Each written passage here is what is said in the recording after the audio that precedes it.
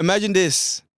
When you think of a mayor, you probably think of an older guy in a suit, grey hairs, all boring stuff. But actually, no. Today, we flipping got the youngest mayor that we've had ever in Lambeth. So give it up for Dr. Hashi and John Paul Ennis, aka the mayor of Lambeth. Or should I say the youngest mayor of Lambeth. Hello guys, how we doing? All good, brother. Yeah, good. All good? Talk to us. How's it been today? Been a bit of a long one, but this is the highlight today. Is it? This is the highlight. Nice to hear that. Happy to hear that, guys. Yeah, for me, I was kicking ball earlier, so I'm good. Yeah? Yeah, You I'm having a bit tired. What's your schedule like today, guys, if you don't mind me asking? Today's been quite a light day, if I'm honest with you. I've done a bit of casework, responded to some emails, but mainly went swimming, gym. So I'm feeling energized. Yeah, you guys getting that Personally, that I mean, exercise I mean, in, today yeah? was like a bit of a recovery day because weekend was mad hectic. We had Remembrance Sunday yesterday. Okay, And so I was okay. out from 8 a.m, doing like services and then loads of different events, laying reefs, speaking, all of that stuff. So today was a football day, which with another organisation, just meeting them, seeing what they do. Okay, So it's still mayoral responsibility, but a bit more chill. So today you could say your Sunday is kind of today. Your chill day was a bit more today than yesterday, Because right? that's what you were just saying. That, Yeah, so today felt like a Sunday. I was saying to him on the way here. It's all a I don't know concept, why. isn't it? At the end Yeah, of the day. time is a social 100%. construct, man, doesn't Absolutely. Ooh, getting deep in it. Early on, Just- not early just doors. started. Early doors. You just I touch say, the what is surface. time? Like, you just touch the surface, guys, man. Taking an easy one. Mhm. So, talk to us. Talk to the people. Talk to me. I have a question for you, right? Mhm. How does it feel to be the youngest in charge? And I want to give you your flowers as well, because we as human beings, right, we don't realize when sometimes history is made. We're so caught up in the moment, right, that we don't realize, oh, something big is happening here right now. But because we're living it here right now, we don't pay attention to it. So let's just say 10 years down the line, we probably look at this moment and be like, look, this was a historic moment within what you guys are doing. Do you know what I mean? Being the youngest one in charge. So talk to us, talk to the people. How does that feel? Like, do you think about it? Do you sleep on it? Do you realize that you're doing something big? Or you just kind of get on with it? Well, I'm going to think about it now. A historical moment, that sounds cool. I think I knew I was going to be the youngest mayor we've ever had in Lambeth when I was about to become mayor. So I knew I was getting into. My name is on the board as a list of mayors in the town hall, so that's there forever. So that felt like a historical moment when I saw that up there. But for me, the big thing about me is that I want to do is inspire some other young people. So I'm hoping someone will come through in the next few years and break my record. I'm 27, which is not that young. And for me to be the youngest mayor, I'm hoping that we'll get someone that's like 22, 23 at least coming through in the next couple of years. So we've got some young people we're working with that we're trying to encourage to get involved in some of the local politics stuff. So hopefully this isn't the max it's going to be or the youngest it's going to be. Hopefully this is just the start of the journey of getting more young people involved and breaking those barriers.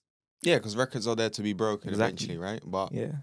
like I said, I want to give you your flowers. Thank you very in much. person. Can I say something which is off topic? Yeah. You know, like you're saying that, like we're looking for younger mayors and stuff like that. But would they have like the understanding in order to make those critical decisions? So as mayor, let me clarify. My position as mayor is not. I don't have any decision making power. In my position as mayor, I'm a civic mayor. So my role is I'm the figurehead of the borough, and we do a lot of things with communities, charity work, and raising awareness about issues, but also trying to support and basically bring the community together and uplift a lot of the positive stuff that's going on. So I don't have any decision making responsibility. I chair full council meetings, so I sit on the throne. If you've ever been in the council chamber, it's a big red chair in the middle. At the top, I sit in that, and I'm basically in charge of running the meetings, chairing them, making sure everyone gets their time to speak. So And I love how you didn't answer the question what? at all. No, but I don't have decision making power. So I'm just clarifying what my role is, isn't it? Yeah, no, but what I think Ryan was asking is in terms of other young people, like would they be allowed in without a lack of experience and lack of knowledge, etc. And what it is with this job, when we became councillors, it's like you learn on the job. 100%. Everything's it's an immersive experience. You know what I mean? And And for me, I feel like we have to get to a place where we trust our young people a lot more with taking up those positions and taking up those responsibilities. And in the past, for me, young people always told, no, not yet. No, you have to do X, Y, and Z first, and you have to learn this. And it's not true. The best teacher is, I think, experience.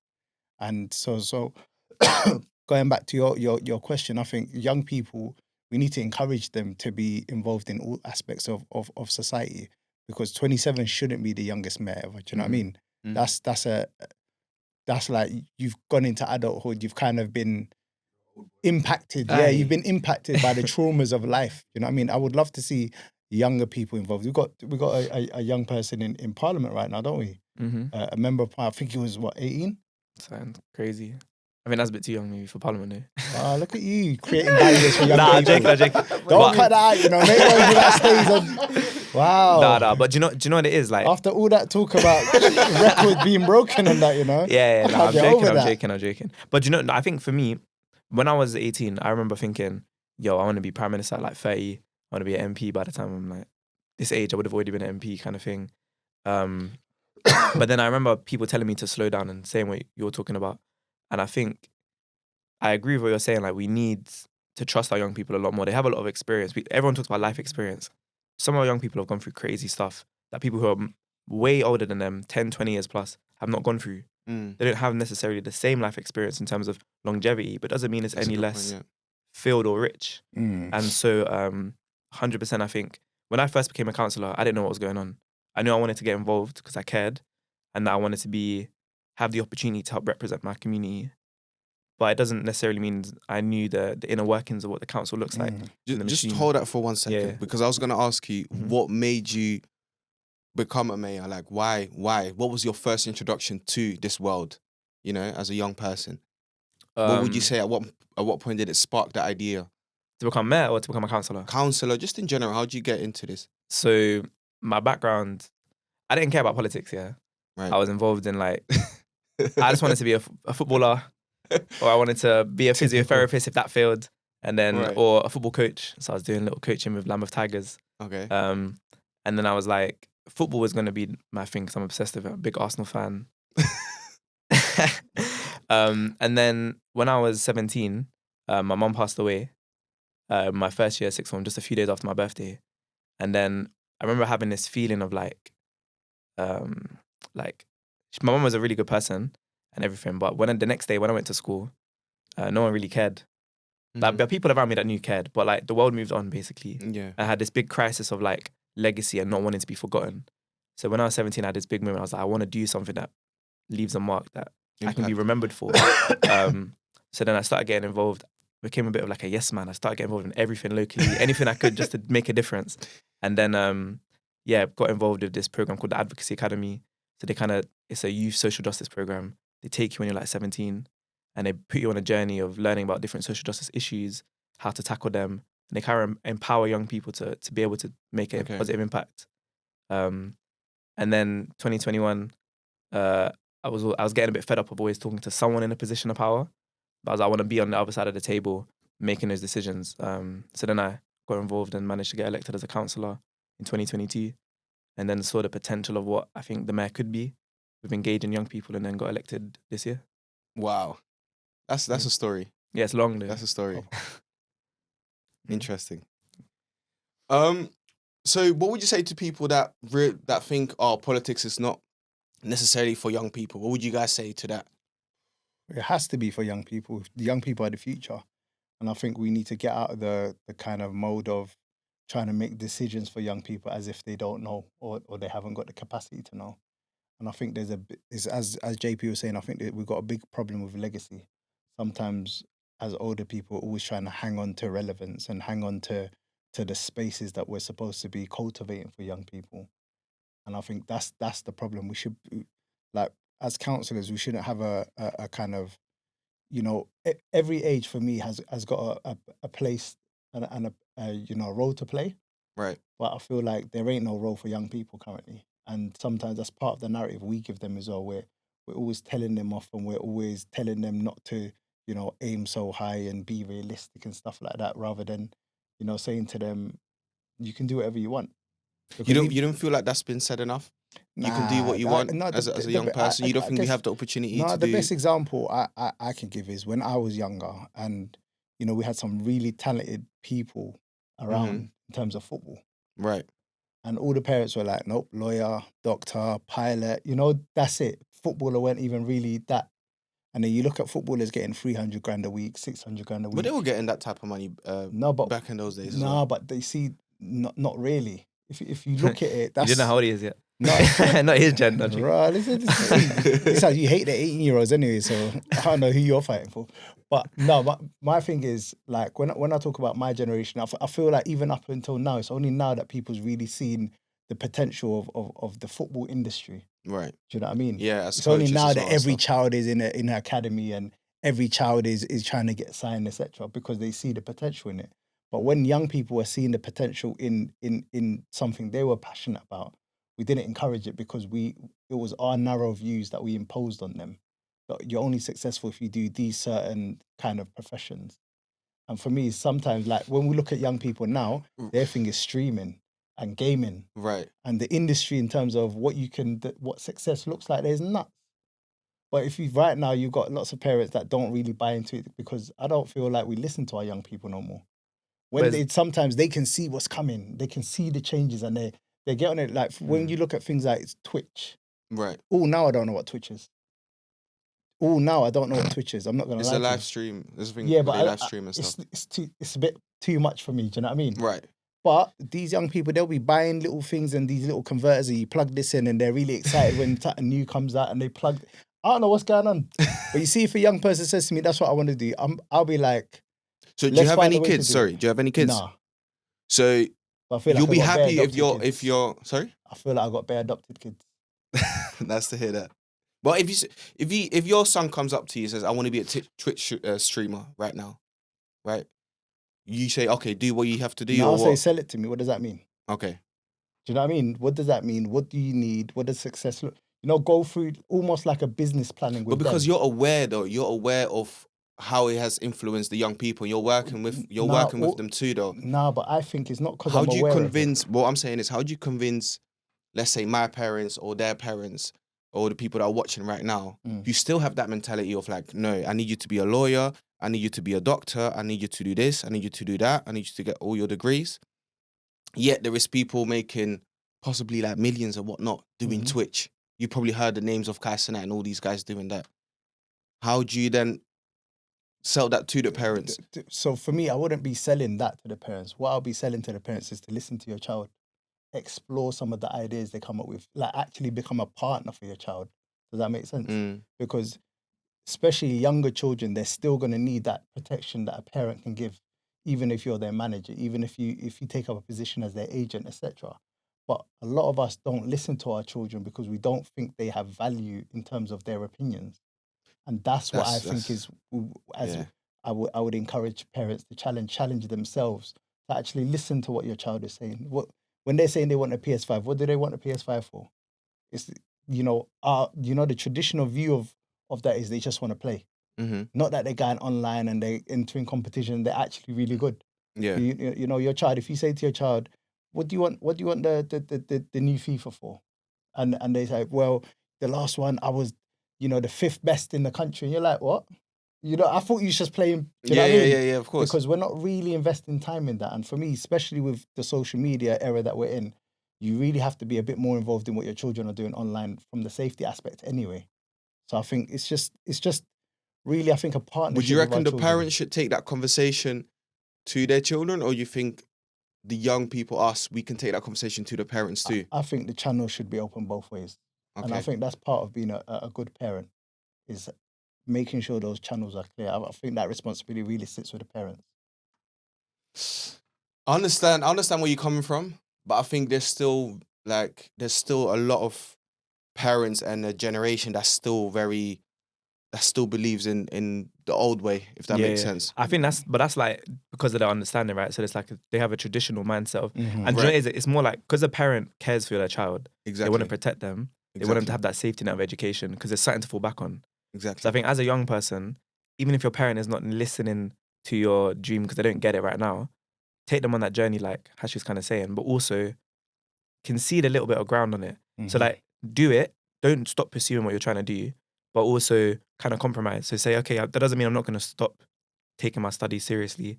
I'm not going to now focus on my GCSEs and my A-levels. You get Just me? gonna play FIFA all day. Yeah, it's not like I'm going to be a bang out 24/7 and not revise, which is what I kind of do, okay. not going to lie. Find some middle But ground. Yeah, exactly. Okay. So kind of work with them to kind of bring them towards you a little bit. Because you're not going to change their mind just by being stubborn and saying, no, but you don't get me, man. I misunderstood, blah, blah, blah. And I think the best thing about it is that it gives you leverage as well. 100%. If you're saying to the kid, well, you can play FIFA like after school if you do your homework. Yeah. That homework is getting done before they even have dinner. No, that's true. You know what I mean? That's because true. you're giving them the motivation. Mm-hmm. It's a reward. Do you know what I mean? And we used to have that when we was younger in terms of playing football. You can't go and play out or play football unless you've done your chores. Right. You're rushing in the house to do chores. Yeah, Do you all know of what I us, mean? definitely. Yeah, so- definitely. Ryan, you as a parent, what do you think about what you just said? If your son comes up to you and says, look, I want to be a Twitch streamer, I want to play games, or what do you think? To be honest with you, I'm stuck in the middle. I'm not gonna lie to you.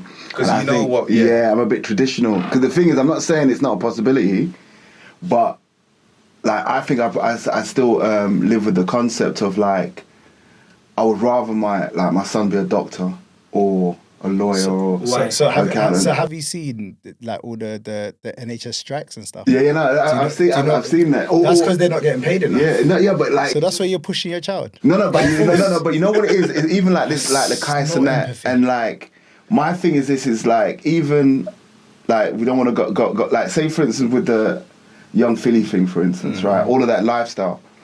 When like I think you base your life on those kind of things, the plug can easily be pulled. Do you understand what I'm getting at? So I'll But I rather. think the gaming's different though, because for me, gaming is an industry. Do you know what I mean? It doesn't necessarily. It's like what Kais and that and those people do. They've based everything around themselves. They've become the brand. And I feel like when we talk about gaming, for me, it opens the doors to things like coding. It opens the doors to being, you know, them people that go and test different aspects of gaming. It's a whole industry that's untouched because previously children and young people who are the main consumers have never been involved in the production and the creation of these things. And I think that's, as you said, it's when you have a traditional mind frame, it's hard to open that up. For me, when we look at getting into law, you know, for example, being a pilot, that's something that I wanted to do until I found out how much it cost to become a pilot, and then how much it costs to keep your pilot's license, how many miles you have to do or how many hours you have to. Do you know what I mean? It got really complex. Even study and okay. get into that place. Yeah, so if like based on that, if I reframe, like to be honest with you, I would want my child to be as good in the front as the back end. If you understand what I'm getting at. I can't lie, I don't get what you just said. No. So say for instance, like That sounded a bit crazy. See, I was trying my best not to get Yeah, I can't lie. I don't know what the vibe is. I don't know if I can. So basically what I'm saying is that say for instance like understanding like being in front of the camera like you're saying playing the computer right, and actually understanding everything that happens in like I'm trying not to say like anything to throw anybody off that happens at the other side of like do you understand what I'm getting at? But I feel like that's where there's an opportunity to collaborate with your child. Do you know what I mean? Because they wouldn't necessarily understand some of the dangers. They can see the benefits and they can see the root of the front end of it. And I think it's really important that you've got someone that you can trust kind of coordinating everything for you. And that's what I was saying to Jordy is that's what I would encourage parents to look at is a partnership where you can sit down with your child and say, look, you said you want to, you know, play FIFA, but I looked online and FIFA's not really that popular and, you know, it doesn't really get watched that much and the kind of audience for that is not great. Why don't you think about playing something? Do you know what I mean? It's an example, by the way. As an Just example. people. Just FIFA an example. Because FIFA is like top out there, innit? No, You're gonna but have FIFA people. don't exist no more. That's why I was using it as an example. Oh, rather right, than, right. No, it's EA now. AFC, innit? Do you see what I'm saying? I won't plugging them because they ain't paying you, lot, you know what I mean? So that's why I was saying FIFA, as in that's what it used to be called. But for me, it's like you've got other, you know, other games. That's a good point though. I've never thought about it like that. But that's if you come to your parent and say, I want to do this, this and that, and your parent decides, do you know what? I'll look into it. 100%. Now we have a start. We have a door that has opened. Like he said, 100%. cool, I don't see you playing games for the rest of your life, but maybe, like you said, that can lead to coding. That can lead to something else, hacking, coding, all of that type of world. Ethical hacking, by the way. Yeah, ethical innit? hacking. No, Just wanna clarify. there's both types of hacking, but yeah. I'm just I'm not encouraging criminality. I just want to No, because clarify. I didn't know. I thought hacking was bad, straight up. Yeah. I thought the word hacking means it's bad, right? kinda But then is. someone kind of explained to me, you have good hackers, you got bad hackers, Yeah. and there's a whole world within that I don't know So, much yes, about. So companies pay hackers Exactly, to to hack their protect- own systems yeah. just to see where the gaps are. Exactly. So just or to to protect clarify. them as well, and stuff like that. I just wanted to clarify, you know. No, it's true. But we learn Yeah. stuff every day, no, 100%. But yeah, exactly. So that opens up the door for something else, for a collaboration. Okay, I want you to do this, but you want to do this. Is there a middle ground, or why do you want to do this? Yeah. Or are you actually really, really good at this, and I don't even know that you're really good at And this? for me, otherwise, what happens is you find yourself in a position where your child doesn't trust bringing ideas to you. Yeah, You see what I'm saying? yeah. And for me, it's almost an opportunity to build a deeper relationship As well, yeah. where they're getting business ideas, or like they've got ideas that they want to float, and they're not just gonna try and find someone that might not have their interests at heart. You know what I mean? Mm-hmm. And that's my encouragement to parents is just listen to them, give them an opportunity to present that idea. If you're not happy with how they're presenting it, tell them to go away and present in a way that you're happy with. But don't just become the barrier because you don't like it, or you don't understand it, or you don't see the value in it. I think that's not a great way to go about building those relationships. Yeah, absolutely. I think you've opened up a really, Have I won your really good round? thought. Yeah. I'm thinking about it. your kid play some FIFA. Yeah. I talked to his mum about that. So, as a mayor, right, what's your day-to-day like? What's your schedule looking like? On a weekly basis, on a daily basis? It's different every week. So every day I'm at different events, meeting with different organizations, having meetings about planning some interesting creative work with people. So there's no set day. Like, for example, like last week, I was at doing loads of things. Remember It Sunday yesterday. Then on Saturday, I was at the Lord Mayor's show, which is like a massive parade in central London. Mm-hmm. I think I saw the BBC cameras there. They were recording the whole thing. Then I think earlier in the week, on Thursday, we were here, but also we were with Big Nasty as well. And then on like Wednesday or Tuesday, I was doing citizenship ceremonies. So every 2 weeks on a Tuesday, I do a load of citizenship ceremonies for people in Lambeth. So I get to give them their certificate, which is like a quite... So would you say Nice. your schedule's more based around other events and what other people have planned than actually So yourself? what people invite me to, or what... if I'm having any strategic conversations and meetings with people, then I'll book them in. Right. But it's a lot that you get so many invitations as mayor. People want to come have a chat with you I was about going to so many say, different what's things, your yeah. email looking like? Do you have someone who looks Yeah. after your So stuff? I have a and stuff support like that? team around me. So it's Right. not just me. So if someone emails the office, Right. it's not me that replies to their email. I sit down with the team. We meet. So many people are going to be disappointed with that. Nah. But the joy is we chat. Me and the team chat. We look at different events and we go back and forth, and then we work stuff And out then you together. decide, right? Yeah, some stuff. But some things obviously they just take. The Can you lead just on. go a little bit deeper on what your responsibilities are, just for anyone who you might, inspire? Yeah. So for me, I'm the first citizen of the borough, officially. So Which means, means I'm technically the most important person in Lambeth. Technically. so no one Yeah. can touch you in Lambeth, basically. Nah, could they anyway? No, I'm joking. I'm not trying to try and get people Well, excited. that's why and he's try. still got the chain on, you know what I mean? Yeah. No, but But so- basically, that's the definition of what you're saying. 100%. Right? So that means like, if there's any, I don't know, if there's a nuclear war, I'm the first in the bunker. Like, Right. I'm the most. It's your bunker. Yeah, basically. So I'm the figurehead of the council. So I'm the person that represents when we get foreign dignitaries come in. So I was meeting with the Chinese delegation. They came from China to Lambeth. They want to do some interesting work. Yeah, they wanted to explore and see how we can collaborate on different things. He's I like, meet with he's like them. the colonel for KFC. What? Like the figurehead, isn't it? The colonel of That's KFC. a bad example, bro. Why? That's what the hell His is face that? is actually on the logo. Yeah, Like, he's actually the actual figurehead. but my face isn't on this. See what I'm saying? He's because he's Wait. not young no more like that. You know what I mean? He's No, but pushing the. so I'm the person that meets with people. If royals come to the borough, I meet with them. I'm the person that meets and just tries to uplift some charities, raise money for certain charities. So I've got 2 charities I'm supporting this year, which is Brixton Street Gym and Young People Matter (YPM), which is based in Stockwell. Just like doing loads of like really cool creative things with. Can you just different go a organisations. bit deeper on what you just said? Young people matter. What are you? So that's an what you're working organisation. on? So they're an organisation that's based in Stockwell. I used to play for the used to have a little football team and play for them when I was in like year 9, based on my estate. But they do really good work with loads of young people around like half terms, after school programs and stuff like that, to look after them. And yeah, they're really good. And Brixton Street Gym as well is a very cool organisation. Works obviously around fitness and body and mind and stuff, but also acts as kind of like a hub and a connect for other organisations working in the community as well. So they're very holistic things. It's not just gym. So what, are you second citizen then? Nah, I'm just Are you top 10? Top 10. maybe. I'm like Top Man 63. United right now. You know what I mean? Just floating between 10 and 12. So you're 14. What do your friends and family say though, by the way? When you Me as became man. mayor, like how was that for them?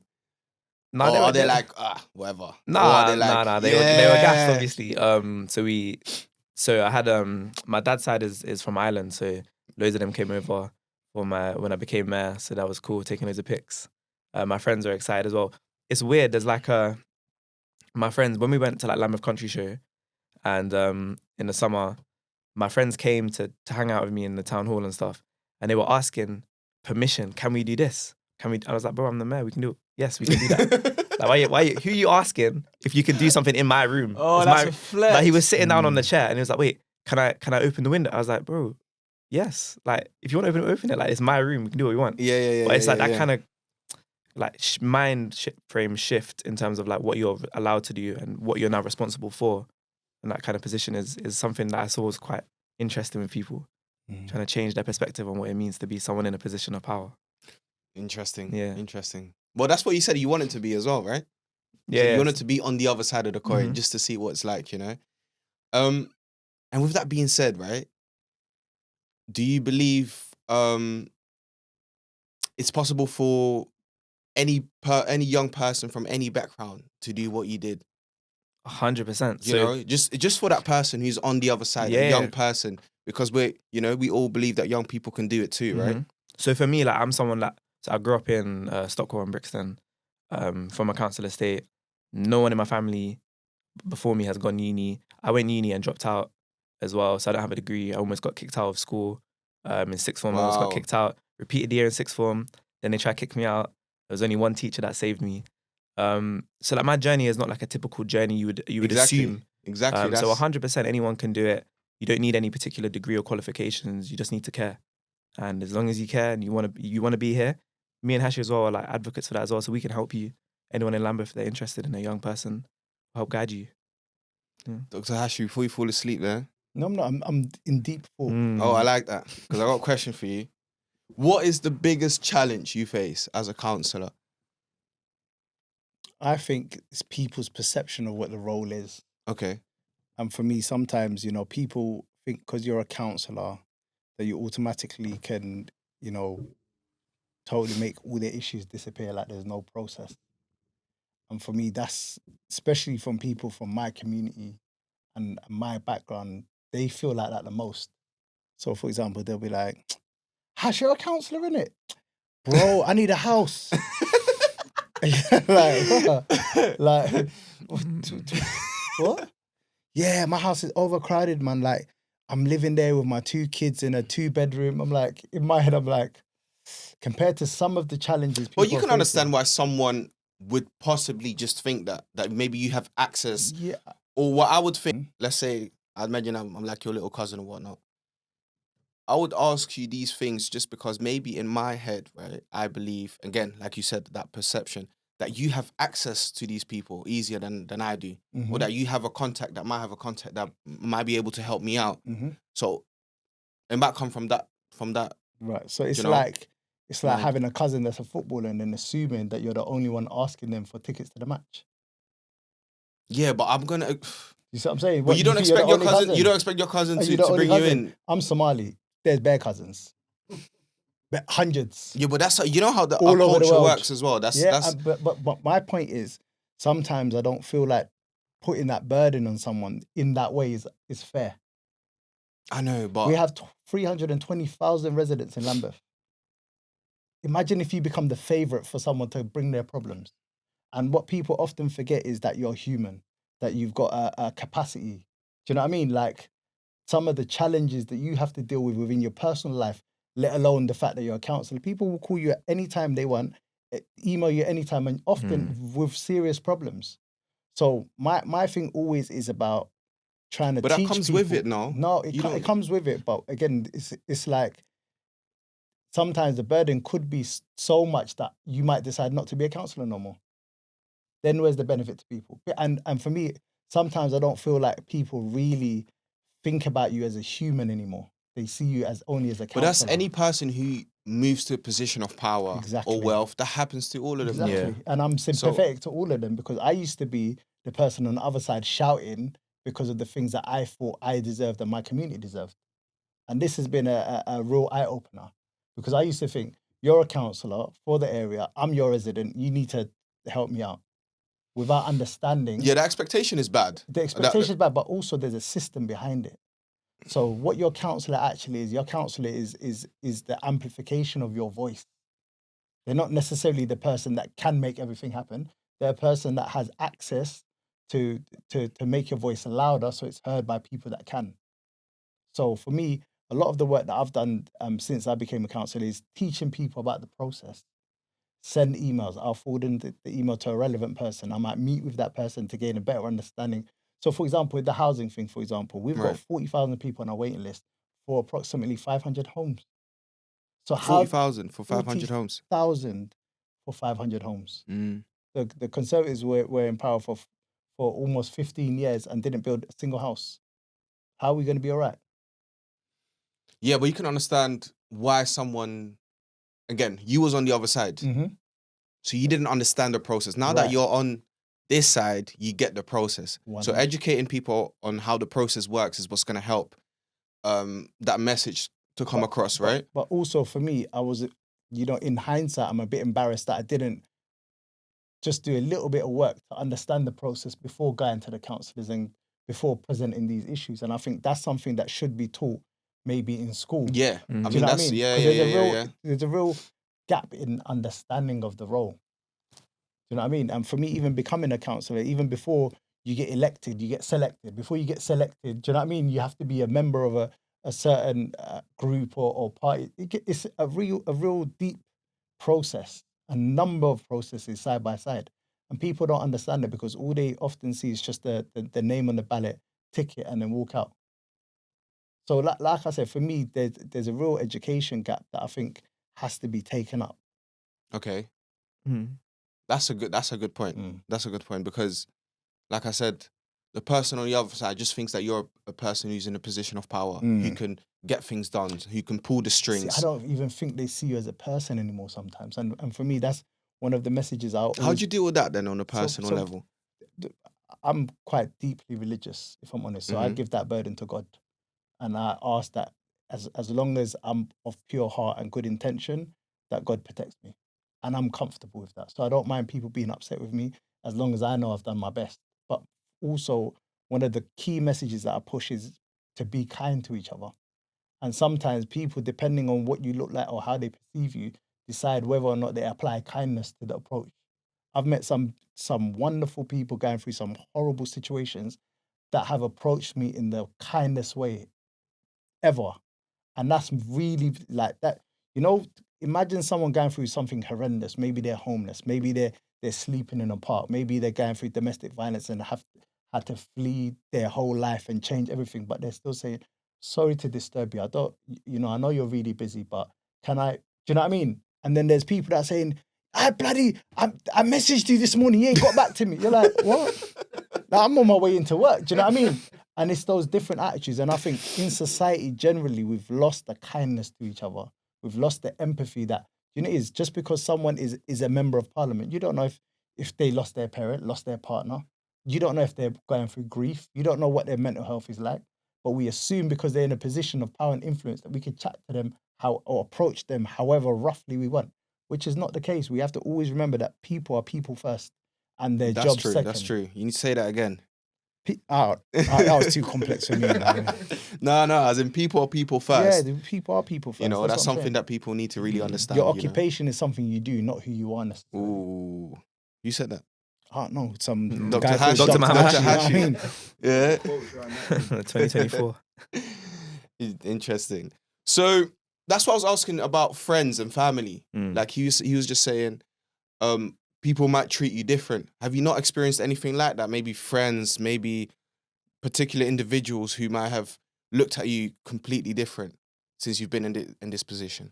So I've had a couple people like message me and be like, "Oh, can you plug my business? Can I get a contract at the council to do this, do that?" So I'm more like, I can't do that, but I'll chat to you about what your idea is, what you're trying to do, because then maybe there's other ways I can help you or support you. But I can't wave my magic wand to make it happen. Right. And then, but other than that, no, not really. How did they respond to that though? When you say, they ain't shouted me. So they wanted the easy plug, but they ain't shouted me since. I've offered them actual sit down talk work.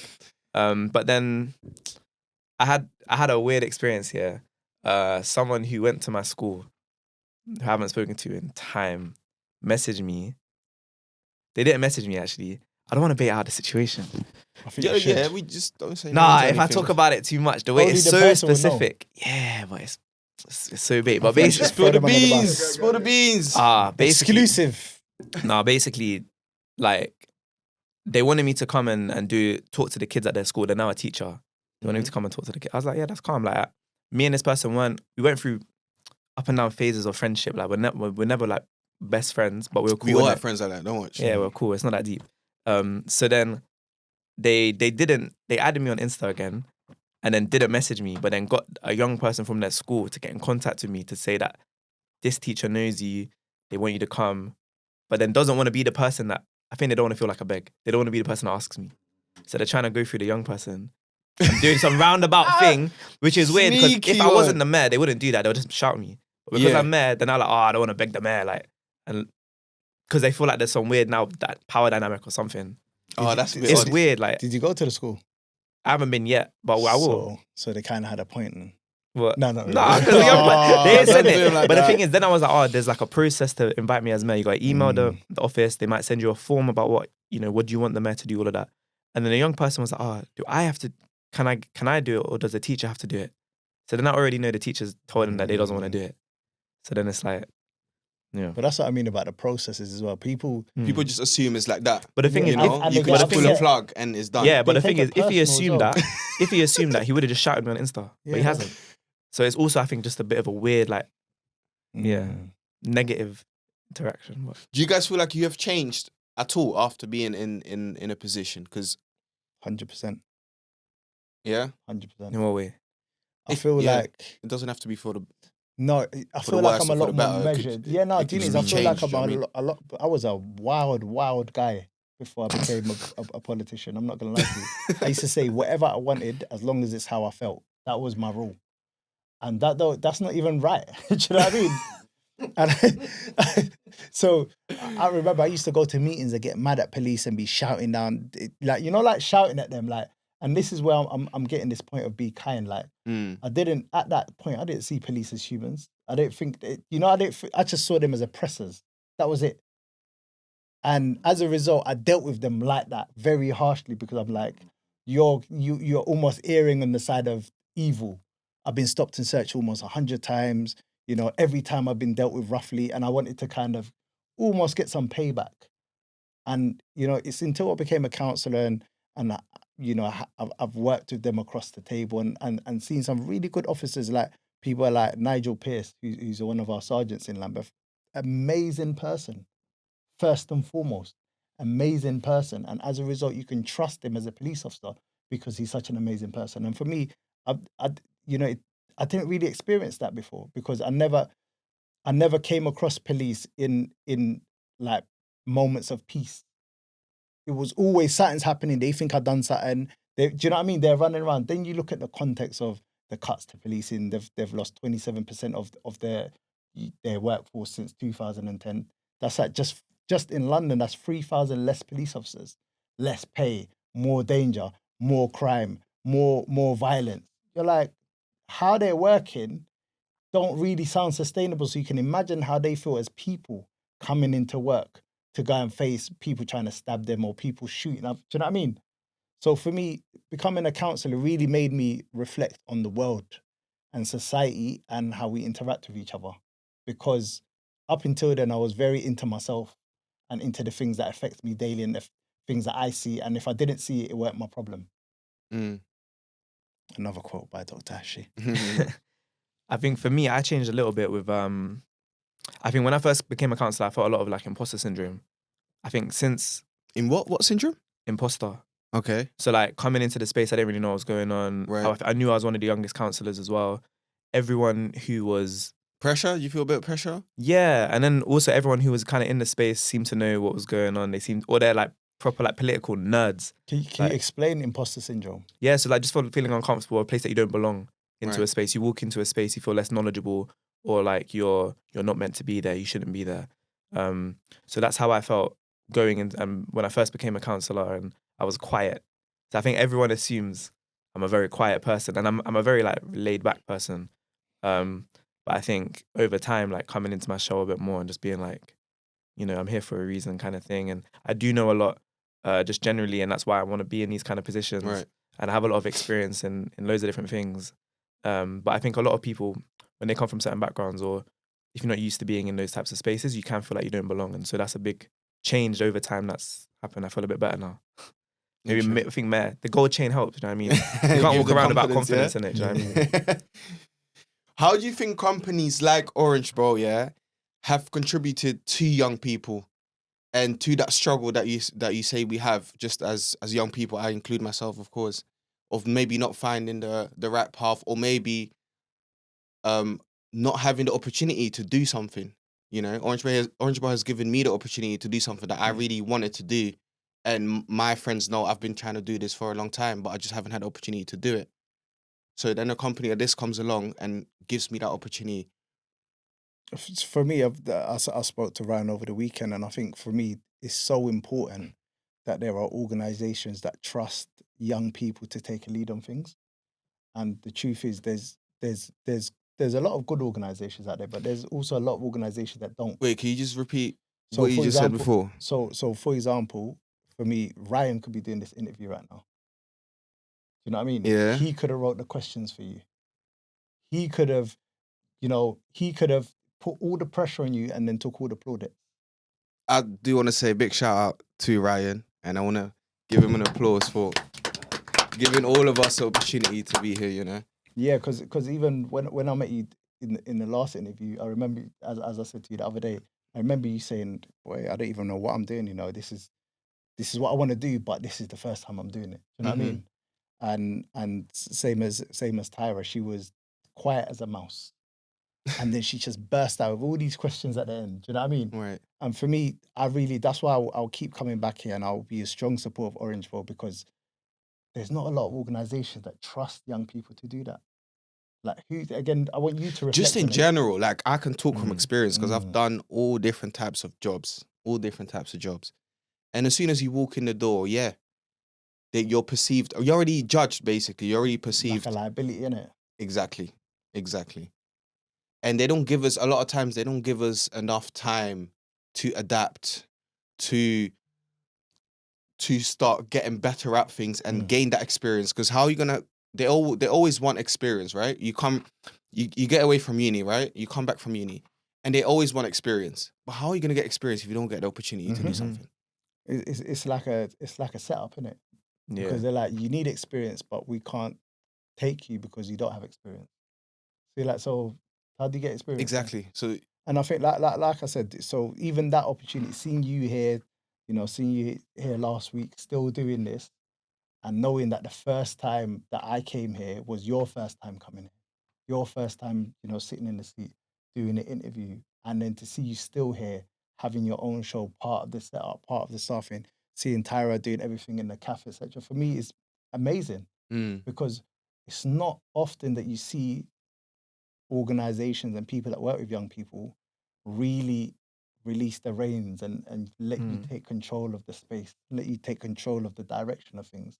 Because a lot of people don't trust young people, which I think is the problem with society. Young people, you guys are the future.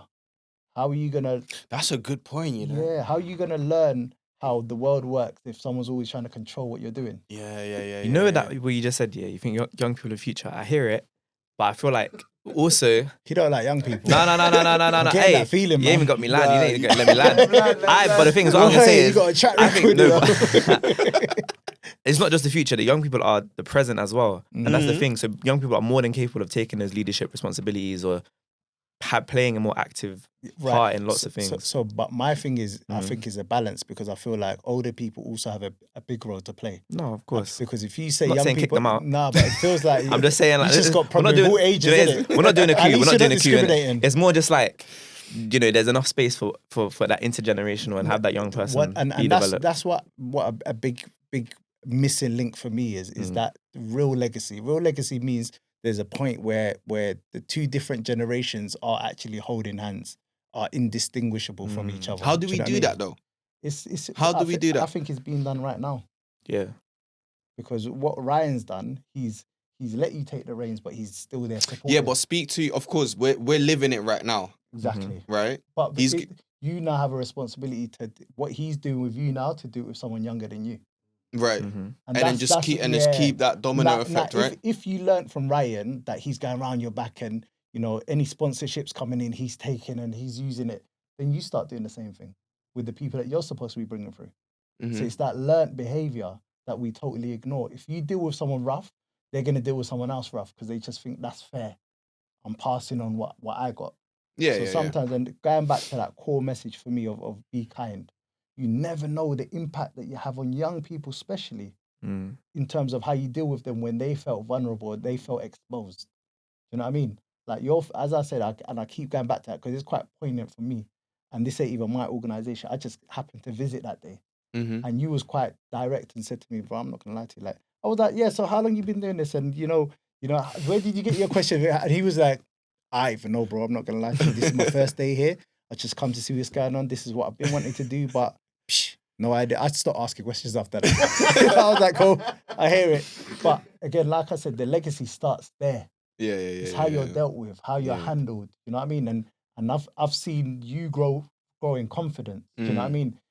Even walking in here last week, you was the one that greeted us at the front door. You know what I mean? Whereas when I first come in, you was trying to blend into the wall. Yeah, because I've come to do a course, right? And they say, oh, does anyone want to come to the podcast room? So I'm thinking in my head, oh yeah, I'm sure. I'm thinking, oh, we're just gonna check it out, you know, set up some mics or something. Yeah. I don't know, just wave to the camera. I don't know, whatever, innit? And then all of a sudden, boom, straight away, I'm doing an interview. So that's why I was just like, I was shocked, but I was like, you know what? Let's get it. Let's do it. You know? But those opportunities are not often given to young people. That's the truth of it, because people see a lot of young people as liabilities.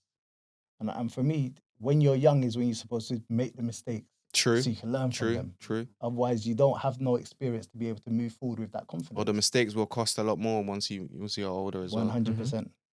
Yeah.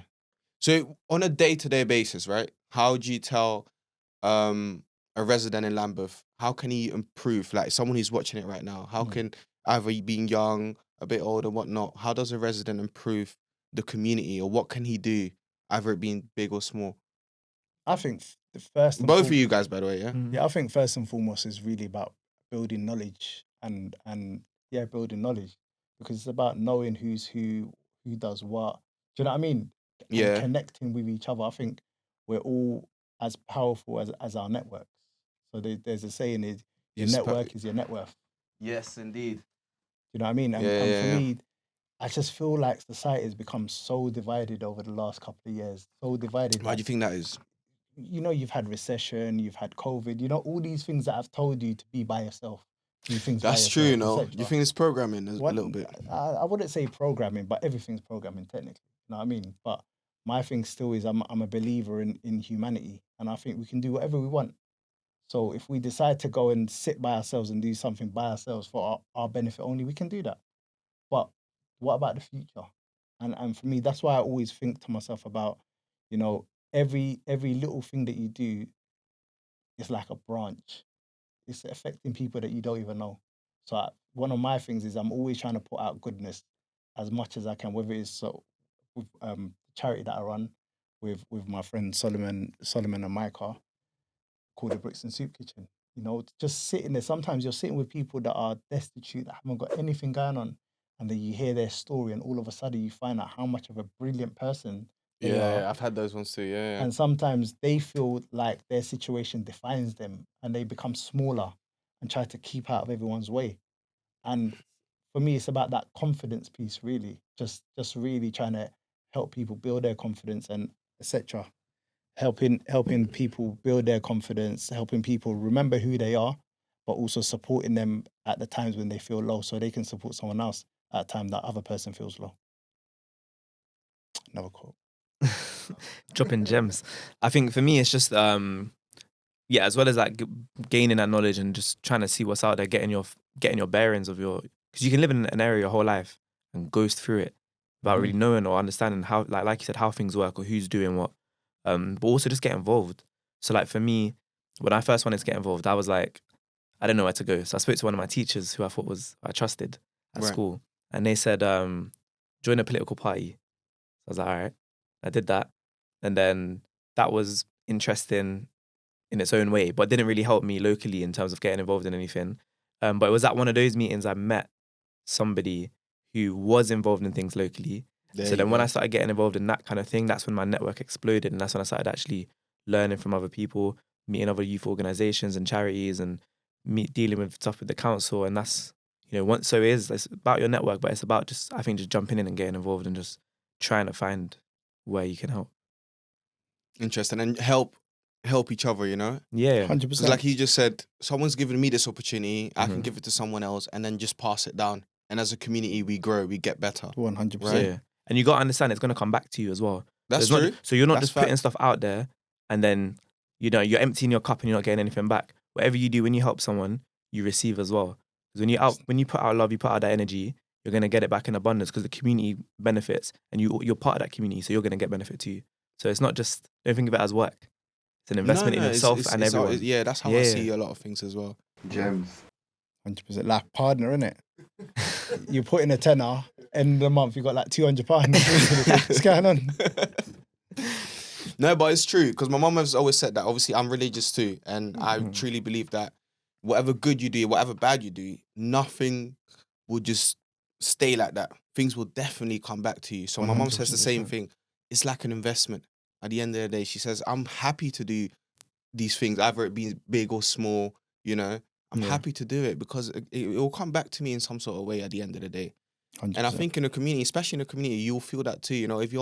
If you're nice to the person who's in the shop, or you look after them in however way that you can, they will look after you, and it just goes round like that as a community, right? 100%. So what do we end it as in just do better? Because my question was like, what do you do like specifically day to day? What can a young person do day to day to help improve the community, to try and make the difference? I think I'm sticking to my I just want to make sure that my consistent line is be kind. Because first and foremost, you don't know who you're being kind to and what capacity they have. So first, you could be kind to someone that really needed it. They could be on their way to end their life. They could be, do you know what I mean? You don't know where they are, but also alternatively, you could be kind to a millionaire that might have the keys to your biggest dream. And That's they true. just picked it up. So for me, it's like putting out that kindness. The more kind we are to each other, I think the more goodness will exist in the world. That's true. I think find out your own why. Like, why do you want to get involved? Why do you want to help? Like, what is your core driver? And then from there, you can then look at like what kind of impacts on that issue, and then kind of get a kind of a steer on where you should focus some of your energies and how to improve the area. And if you live in Lambeth, email me or Hashi. Definitely. We'll Our help you as details well. are on the website. Yeah. So I did a little bit of digging, Uh-oh. Nah, there wasn't much, I'll be honest, there wasn't that much, On what? Like his trim was different, definitely. It was like, I was like, they probably forced him to cut that down. Do not search JP's pictures online. Nah, look what he's doing. No, I said don't. Nah. He thinks he's sly, You would definitely want to email him, not about being a counsellor, but maybe a barbershop. Hey. COVID was a time, man. Just let my hair It grow. was definitely a time. So obviously we've heard about your journey. So I wanted to just ask about your journey a little bit, about Soup Kitchen. Do you want to just talk to the people that's about? I digged 2013, youth provision, new beginnings. You know what I mean? Good research, I like that. Yeah, always. So started Bricks and Soup Kitchen 2030 with my friend Solomon Smith.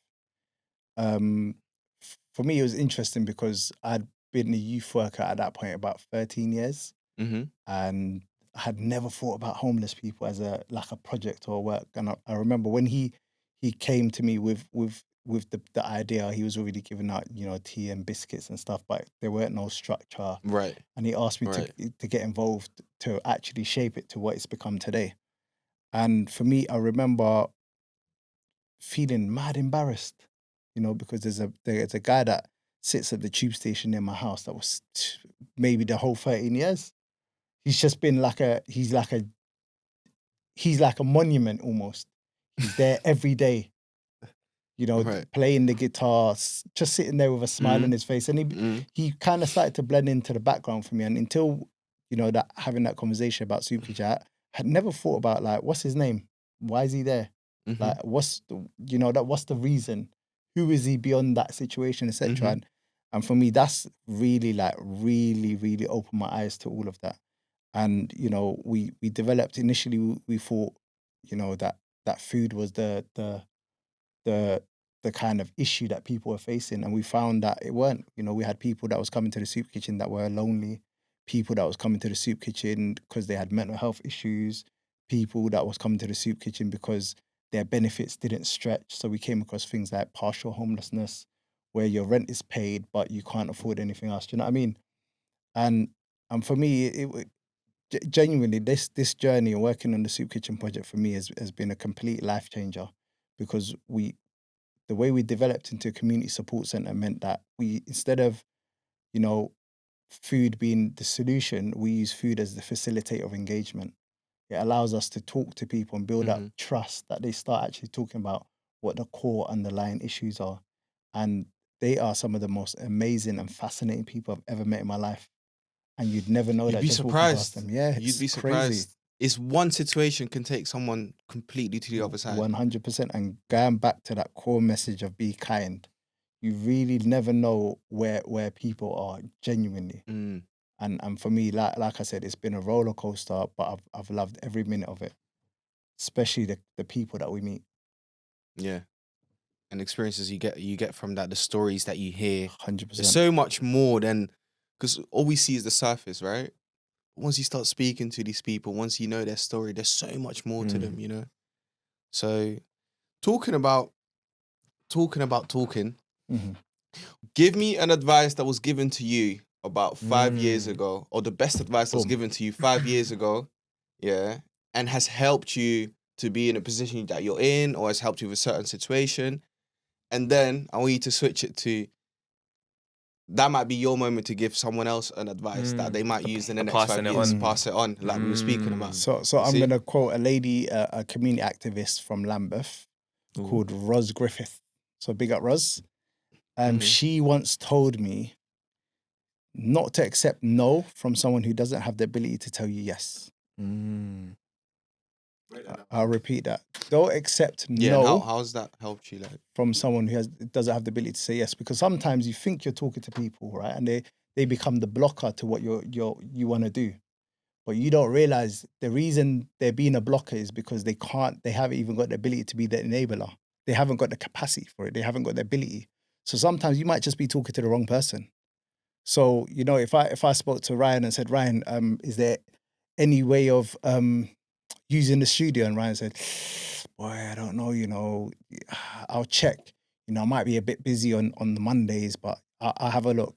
But I can speak to you, and you're the booking manager. So you actually know what the schedule's like. You know that this person's not necessarily, solidified a booking. Or, do you know what I mean? For me, taking that no from you, I might just not say, right, don't worry about it, it's cool. If it's busy, that's all right, don't worry about it. But who's the most appropriate person to be speaking to? Do you know what I mean? And if I just accept your word, that's almost like halfway of giving up on whatever I wanted to do. So for me, when she said that to me, it really was because often I'll be going to people and it's just like, knocking your head on a wall. There's no progress because all they ever say to you is no. Not realizing actually who's their manager, who's the director of the company. What is it that I want? What is it they want? Let me think about, having the another saying is there's no robbery in a fair exchange.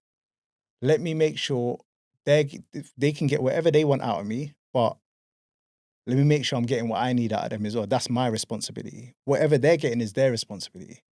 And for me, that was a life-changing conversation for me. Because I was thinking, I just accept no's. Sometimes they say to you, I don't want to look like a beg. Like the example you was giving, I don't want to feel like I'm begging you. I don't want to feel like I'm running you down. Sometimes, especially in our community, that's the narrative we're given. We have that mentality a lot, I would say. Mm. We use that phrase a lot, actually. Oh, I don't want to beg it. Yeah. And what would you say to that? I always say, take any opportunity that can be given to you. My mom has always taught me, you already have the no, right? So if I asked you for, I don't know, I would ask you for £1 or whatever, right? Mhm. I know that most likely you won't give it to me. I'll probably have the no. Take the chance. Yeah. But that's what it is. You're not Because by not doing it, chance. it's a no Yeah. anyway. So you're not losing anything by asking. Exactly. That's what she always says. Yeah. And that's what I think sometimes we're taught just to not take the no. No, to take the no. Like, that's definitive. That's the right. That avenue is done. Forget about the £1 now. Stop asking for £1. Do you know what I mean? Mm-hmm. Whereas, you might just be asking the wrong person. Exactly. Should ask the person with the chain instead, maybe. 100%. Let me get a link. No, for me, I think it's not a piece of advice I was given, but it's something that, just for experience, I kind of realizes that everything happens for a reason. And so I've had like a lot of different issues in my life and moments where it felt like my world was going to fall apart. But it's like, for example, even a simple thing like I repeated the year at school.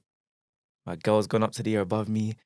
Bear my friends. I'm thinking, wait, you're repeating what? In sixth form, year 12. So I repeated year 12. Rest of my people are in year 13. I'm like, hey, they're gonna go uni before me. This is dead. I don't even know anyone really like that in my new year. Different lessons, classroom. I thought I was. Why are you repeating the year though? You're messing them out.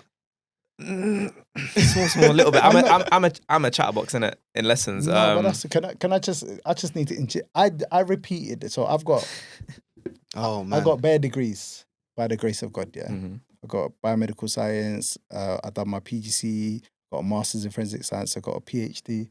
I have failed every level of education in this country. Every single one from GCSEs. Ooh, hold on. Uh-huh. Say that again. You failed every level right? of education. However, in this you still country. have all these degrees. Exactly. Which means it's still possible. It doesn't matter where you are. You see, my mum said to me, she said, you're in a country that when you fail, you could just retake it. I said, huh? So I was going into, like, for example, I had to redo my maths GCSE 3 times, I think. The first time I got F because I've done the first page and went to play football. Yeah. Second time you was like F. Yeah, because you probably wrote an F yourself, basically. No, I didn't even.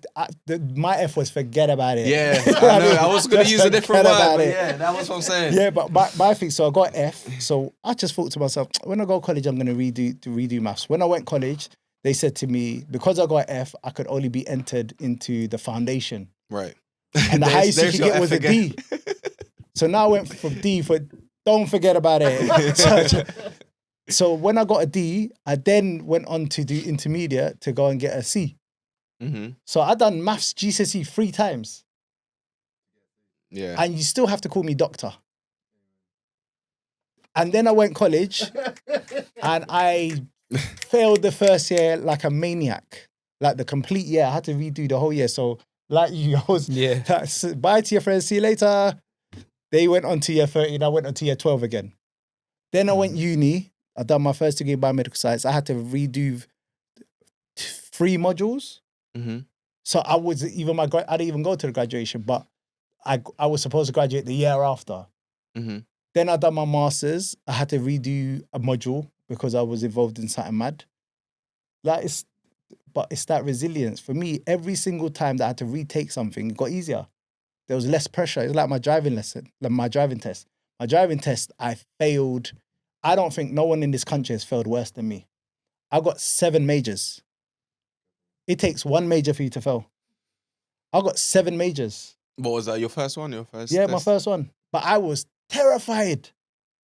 So there was a point where I just said, I'll flip this. And then I just leaned back, the chair went back, my arm went over, not two hands no more. The whole time I was like that, back straight, stressed, sweating, literal sweat coming off my brow. You see the moment I said, I'm done. I've wound back the chair, one arm up. I enjoyed myself into failure, but I enjoyed myself on the way. Made it clear, yeah. But the second time I done it was I didn't have that feeling of pressure. And for me, sometimes it's that you get to build up resilience and for me it's character building. Failure is really about how you see it. Do you know what I mean? For me, failure turned into an opportunity to learn things again without the immense pressure that I was putting on myself. So yeah, like I said, just failing, just what college once. Hey, Yeah. From failing to inspiring, who would you guys say is your biggest inspiration? Or I want to go especially to you because at 17 you say I want to be someone who matters. Did you look up to anyone? It could be anyone really. And then today, do you still look up to anyone, or is there anyone that inspires you? I think everyone inspires someone. Yeah, for yeah. sure. So I think, do you know what? I've thought about this question before, yeah, and I don't really have like a specific person who I wanted to like emulate. right. But a big thing for me was that when I was young, I was like, especially when I started wanting to get into something that made a mark, and everyone was telling me, "Oh, you're too young to do this. You're too young to do that." My big thing was like, but Alexander the Great conquered like had like one of the biggest empires ever, and it was like he was like 20 something when he did it. So I was like, how are you telling me that at 18 or 19 I now can't do this relatively small thing compared to what he did? Right. Like, age is a nonsense barrier for me. If you're able to, if you're ready to do something, if you're capable, then you know it's like that football thing. If you're good enough, you're old enough. Yeah. Age is a Good nonsense point. thing. So when people are saying you can't do it because you're young, not for any other reason, not because I'm not capable or I didn't know this, but because of my age, that's just dead to me. So that was someone I used as like a little inspiration. as like a little argument back, and yeah, I guess an inspiration. Yeah. I think for me, my main one was my mum, because I'm not gonna lie, we went through a struggle and she just made everything look so easy. But in terms of politically, for me, is a lady called Tessa Jowell. So she was their MP for Brixton, and she was the one that really inspired me to get into politics. And especially it was how she dealt with things and dealt with people. So there was a bit of a running joke of something called Tessa time. So it was apparently, and I remember asking her about it. It's apparently she used to come late to all her meetings, etc. And I remember asking her about it. You know, some people would say that I've followed in her footsteps in that case, quite well because I'm late to everything. Getting better now though. But and I said to her, Tessa, why did it keep? What's this Tessa time thing? And she said to me, she said, Hashi, you know what it is? Because people know I'm an MP. Sometimes they'll stop me in the street and want to talk, and sometimes you don't know where people are in life. You know, and I always give them that time where they can feel listened to and they feel important because I'm the MP and I'm listening to them and listening to their problems. And that for me is more valuable than, you know, being 5 minutes late to this corporate meeting where people, you know, are just talking about certain agendas that are not very personal. Yeah. And I thought to myself, I want to be someone like that. Someone that values people over, do you know what I mean? Inanimate objects. Those moments that can impact someone again. 100%. Can take someone completely to a different journey. You know, think about the times you guys have been impacted. I've been impacted. You got given a chance. And that's taken you all the way where you are today, you know? Just because 100%. That one moment, that one person, this or that. So I completely understand where she's coming from. Question, sir. So, talk to me about anything that might be surprising about being a mayor that you didn't know that you... Yeah, anything that's surprising. That I didn't know was... That was there. Okay. Do you go get food anywhere, any point, or I don't know? Get food. Yeah, I think that's probably the... You know what? People ask me as well, what's like the biggest perk? Yeah. We didn't even get food here. So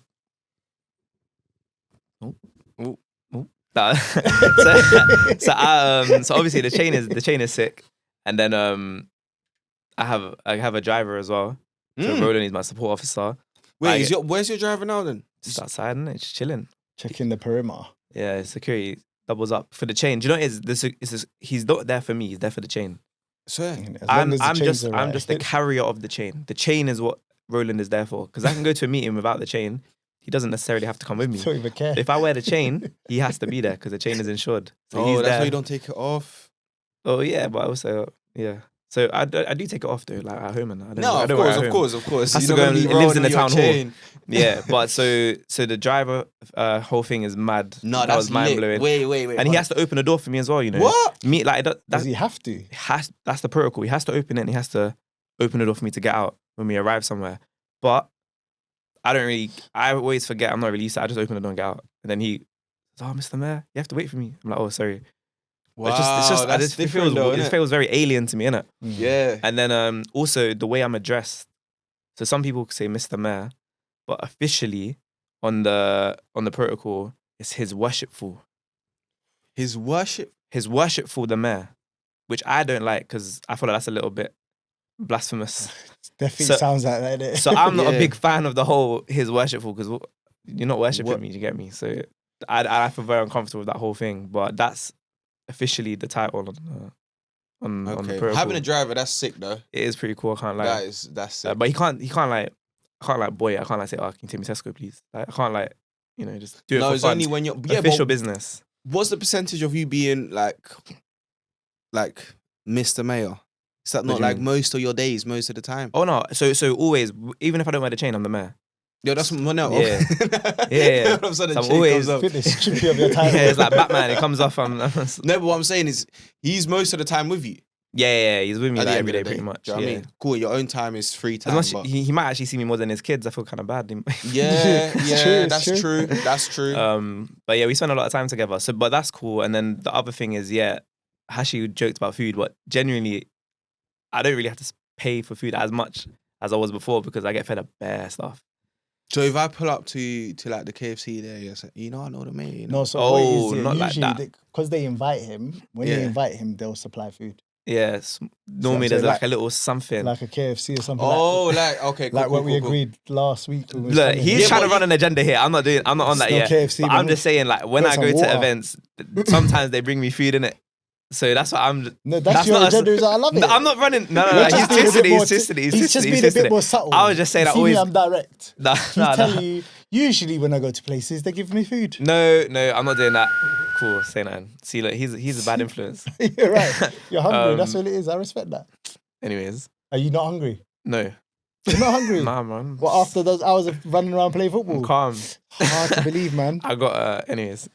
But yeah, so normally I just I don't want to say the same thing. Yeah, but you can't walk around and just be like, "Yo, serve me up a plate." No. No. It's not when I go to events, isn't it? It's okay, cool. So it's big like a events, and then because I have byproduct of- multiple events per day, they're normally. But I think it's right to feed you because you're at the end of the day, you're doing the people's work. Do No, and that's what it is. So it's you know what I mean? like, So it's the way you ask the question, I guess, just for clarity, it's not that he can go somewhere and say, "Give me food." But usually, if you invite someone, it's like etiquette.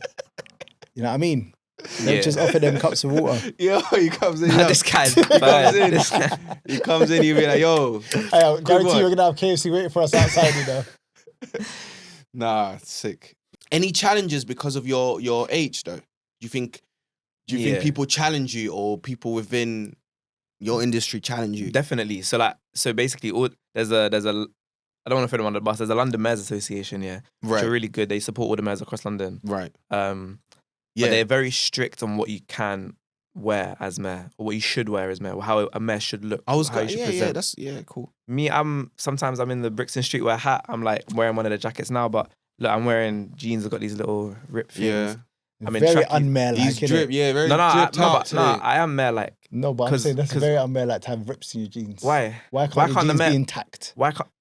Bro, you're wearing a But that's the tricky, kind bro. of Just old challenges head. you get in it. No, they're saying no Doctor, jeans. you're They say no jeans. They say no jeans.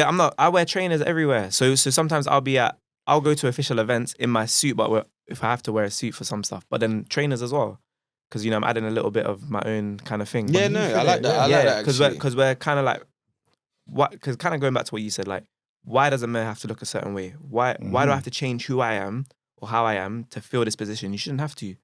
And so a lot of what I try and do is just maybe sometimes it's deliberate to wind people up, but I dress how I want. I dress down, but then I have the chain on because the chain commands respect because that is the position. I'm the mayor. whether you like it or not, whether you like what I'm wearing or not. Ooh.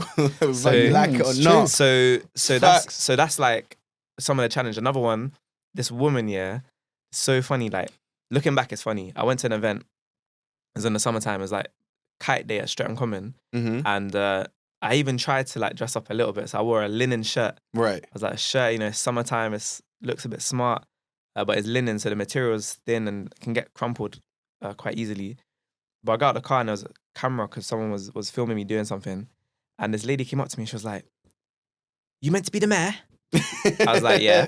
Can't you tell by the chain? And then she was like, "You're a bloody disgrace." I was like, "What?" And then she was like, "Yeah, like because what I was wearing." She's like, "You're not fit to be mayor. You don't represent us." And I had to bite my tongue because normally if someone's trying to cuss me out like that, I'm gonna cuss them back. I was about to cuss out her outfit as well, like throw it all back in her face. Her skirt was. But that's probably the not the downside, but that's probably the other side of being a mayor.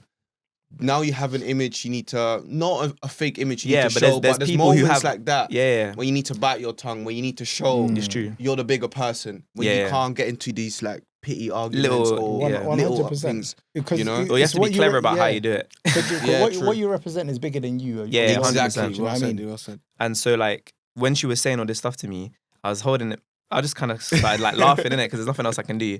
And then she even said, "You need a wife. You need a woman who can iron your shirt and dress you for you because you can't dress yourself." So then my only comeback was, "Are you offering?" Because she was like in her 60s. But I was like, "Is that an offer? You trying to take up the position?" And then she got upset by that and walked off.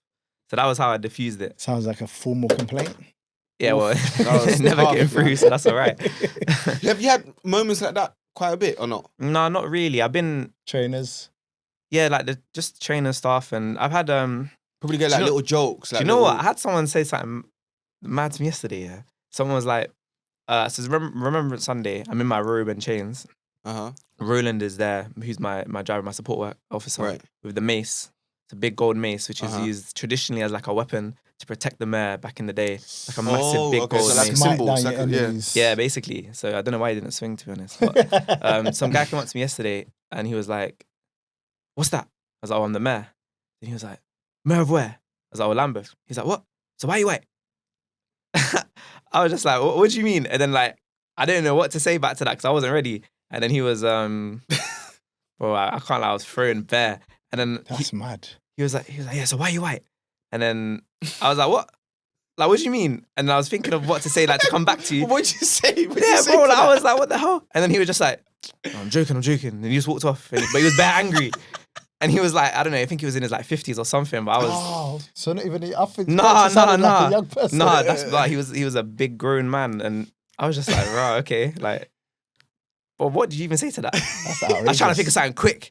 I was like, I ain't got nothing. No, it's good that you didn't say that. And I'm not gonna lie. Yeah, that's what I'm Threw me saying. so That's much. Those will draw you into a Yeah, it's a emotional proper draw out, conversation. innit? Yeah, So I was just like, I don't even know and what then to say. they have you on TikTok saying the most. yeah. So you never know, man. Yeah. What do you guys do in your free time though? What are you guys about? I know you love your football. Is that what you do? Yeah, football, FIFA, The game formerly known as FIFA. the game formerly known as FIFA. It's now EA. I've been banging out a lot of Black Ops since yeah, it got Black released. Ops is hot right now, right? Yeah. I'm getting that on Friday. You play Black Ops too? And FIFA and all that. Yeah, I'm an addict. So yeah. Yeah. So you guys be gaming Yeah, in but your free time? yeah. But you know what? I'm actually gonna, before I leave as mayor, I wanted to host a big like FIFA tournament or something as mayor. The mayor's FIFA tournament. You on it? Yes. You can't get. Can you You can't. play? You can't. Don't get embarrassed Yeah, because a lot yo. of people come with big talk. Do you know what it is? No, You know but it- what I'm saying, you know- that's just a sick Oh, idea okay, in calm. general. I thought I thought you were was on getting the gassed. Like, smoke yeah, as you're gonna well. That's win. Yeah, all right. okay. You can hear us getting defensive. Innit? I'm ready. I'm ready. No, but that's as an idea, yeah. Yeah. Lit. I think it'd be a good like charity event as well. Yeah, we'll do it because we got the space on the town hall. We could do something And there's big. a good organisation as well. Yeah, exactly. So there's like the esports people that are operating in Lambeth right now as well. Who can help support us with that. organisation. So really Ooh. good. So there's That'll loads of be little interesting, cool man. fun things. I think you should bring down the podcast down there. 100% do interviews on the We day. could do something big.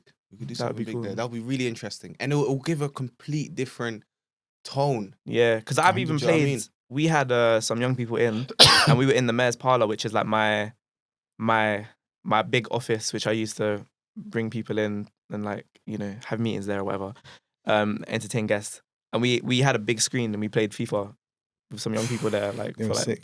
Bare hours. Crazy. That was like 6-7 hours, isn't it? I don't want to say how long, man. That makes us look unproductive, jobless. But That's it. It's engagement. yeah. We were with the young people. It was good. So we'll try to wheel it up. But obviously I'm partaking, so I don't know if, do you know what I mean? I feel like other people might not want to enter because I'm going to win anyway. So, Ooh, you know what I'm like saying? that. Yeah, it's a big Like that. talk, innit? Oof. Okay. Bit more on the serious side. Yeah. That is What serious. changes? What changes do you wanna like do in Lambeth? Like, what's your vision? For me, I think in 2018 I became the first Somali councillor ever, and now we've got another Somali councillor in Isa, which I'm really, really proud of, and I feel like we're gonna get some more. So for me, it's that representation. We need a lot more, people from a BME background getting involved. We've got very good representation in the council as well as the cabinet in terms of BME representation, but we can always do better. And for me, one of the biggest barriers is that people have just never seen themselves in that position, which is something for me that I always want to change by simply my presence. So I'm known for dressing in my tracksuits, often going to meetings, people assuming I'm a young person, which I absolutely adore. And then often saying to me, it's good to see young people in this meeting. It's really good that you're interested in this subject. We're just waiting for the chair to come, not realizing I'm the chair. So for me, it's things like that. It really, I love it because it's just like, you can have such an impact just by existing, which is nuts. Yeah. You know what I mean? Often JP is because of the chains. If not the chains, I feel like people might not see you properly as a councillor. You know what I mean? You are one of the 63 people that runs Lambeth Council. Do you know what I mean? Yeah. And that's nuts. And for me, I feel like, especially him as mayor, I feel like I'm answering your question, but him as mayor, just simply being the mayor, wearing his chains over his Brixton streetwear jacket. Please, guys, watch the plug, Brixton streetwear. Just seeing him, how he presents himself and how he engages with people and certain times how he goes viral and on TikTok and stuff like that. I think it shows people like that you can. Well, you're saying that's change in itself already. Already, yeah. Bros, you sitting in this seat right now is a change. You know what I mean? Someone's gonna watch that and say, "Right." Yeah, for myself, of course. Not just for yourself. I mean, someone else is gonna be watching it, thinking, "Right." Jordy said like he just rocked up onto the course and then started doing podcasts. So I don't need experience. Do you know what I mean?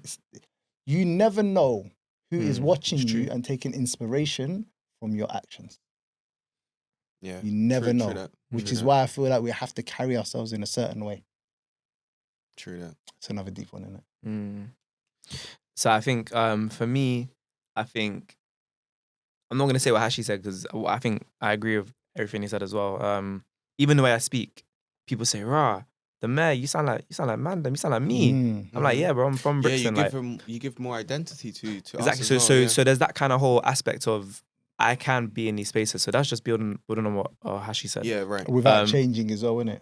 Pardon? Without changing. Yeah, exactly. Like we can occupy these kind of spaces. But then for me, I think dream scenario, if I could have a wish list on anything to just fix. Yeah. Housing. I think housing is like a big, just fundamental problem we have in the whole country, right? It's due to massive underinvestment in housing. The whole system is really difficult. And some of the biggest issues people have, like if you don't have a stable place to live, that upsets so many other things in your life. If you're homeless, I mean, that's exactly even a place base, to do homework as a kid. If you don't have a safe space because you're overcrowded, you're with bare people, you got mold or something, there's health issues, like mental health as well, the impact on that. You don't have that solid foundation. So I think if I could just wave a magic wand and solve how everyone had a safe, comfortable place to stay, then I think that would be amazing. That would be the dream. But I think similar to what Hashi said about building that kind of relationship with different people. And like for me as well, I think a big thing maybe and what I want to try and do as well is repair some of the relationship between some of the council and the council itself and residents. Because a big thing is like residents obviously are right to feel sometimes negative about the council because they've had negative experiences, right? Right. So they have, you can't tell them they're wrong for feeling the way they do. But I noticed when I first became a councillor, I'd gone from being like a community activist person, everyone was loving me, I'm always on the right side of the argument. then when I became a counsellor, I'm walking into spaces, even though I'm that same person, people hear, oh, you're a counsellor, immediately there's defensiveness, or they're a little bit colder with you. And I think some of that is due to the, their negative experiences, but also people need to understand the counsel is there to for you. So we're not there to control you. We're there for you and to help you and support you in whatever you need. So trying to rebuild some of those relationships with people would be. I like that. Yeah, you're a man of the people. I like that. And you're a representation of the man of the people. At the end of the day, your youth, the way you speak, the way you dress, everything represents us and us too. You know. Thank you. So Thank you. just bro. This guy. Last but not least, quick fire game. You guys ready? Mm-hmm. You stretching already? Stretching. Cool. Early morning or night? Night. Formal? Informal. That we can say informal. No, he's logged off. Formal event or community event? Oh, community event. So why are you saying informal? Informal is community event. Okay, nah, nice. man. Hey, leave the translations to me. Say that. Planning or improvising? Improvising. Okay. Yeah, improvising.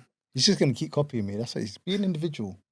Tea or coffee? Let him start then. Tea or coffee? Tea. I don't drink coffee, but hot chocolate if I can throw in something else. But tea, Nah, tea, but tea, tea, yeah? Tea. Why you copying me, man? Coffee's too much, man. Kendrick or Drake? That's a setup, but I listen to more Drake than Kendrick. Public trying to be a speaking purist. or one-on-one conversation? One-on-one. Public speaking. For me, Yeah. one-on-one. Okay. Yeah. Social media or like classic approach? What's classic? Like, what's not social media, right? Oh, like TV, newspaper. yeah, stuff like that as TV, well. newspaper, phone calls, just in Social media- general, social like media. whatever you interpret. Yeah, social media. Social My media or favourite. classic? Classic. Yeah, old school. Old head. Suit and tie or tracksuit? You can't Definitely answer it. I'm joking. Tracksuit. Tracksuit? Yeah. Mine is 100%. clear. Everyone knows already. Takeout or home cooked? Be honest, man. Look at you. You already Do you know started what lying. it is? Do you know I know it's a quick fire. I love home cooked food, innit? I prefer home cooked food, but I'm lazy. But home cooked. If someone else cooking it for me and it's home cooked, home cooked. Takeaway. Yeah. I like going out. Fair. Debating or listening? I feel like to be a good debater, you need to listen. So I'm gonna say debating. Debating. That was mad. I thought you was going to go with listening. Oh yeah, okay, Yeah. yeah. Listening because it underpins all of it. Yeah. Yeah, listening. Okay. Well, that's it for today, guys. Thank you very much for coming on, showing us that there is a different way and different path we can choose. Thank you And for that having no us. matter where you are in your life, look at these two gentlemen. Look what you can become. Yeah. So, like he said, be kind. Anything you want to say? No, I don't know. I'm good. Be kind is a good message. Be kind, yeah. Hashtag. Yeah. All right, Thank guys. you for having us, though. Yeah, It's great thank to you be very here. much, bro. Thank you for coming. No, it's good. Thank you for the opportunity, guys. And Cool. thank you for what you guys stand for, and keep doing the work for the people, man, for us. Come on. So thank you very much. Cool. Thank No, you. appreciate it. Thank you. Also. I was like, what?